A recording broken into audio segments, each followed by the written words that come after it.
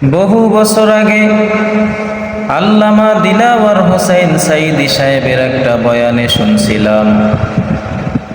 তিনি খারাপ মানুষদেরকে উদ্দেশ্য করে বলছেন, ও দুনিয়ার খারাপ মানুষেরা, তোমরা যাদেরকে নিজেদের স্বার্থ হাসিল করার জন্য খুন করো, হত্যা করো, একটু গভীর রাতে নীরবে তাদের বাড়ির পাশে গিয়ে একটু দাঁড়াইয়া কান লাগাইয়া শুইনো তার মা কিভাবে কান্না করতেছে, তার ছেলে সন্তানেরা, তার স্ত্রী কিভাবে কান্না করতেছে, একটু তাকাইয়া দেখো। যার যায় সে বুঝে স্বজন হারানোর ব্যথা কত কঠিন।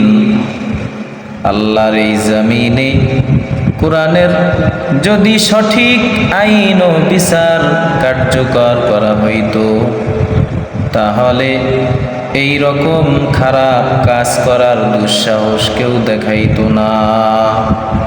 এত অপকর্ম বেড়ে যাওয়ার পেছনে একমাত্র কারণ কোরআনের আইন নাই, কোরআনের আইন অনুযায়ী বিচার নাই।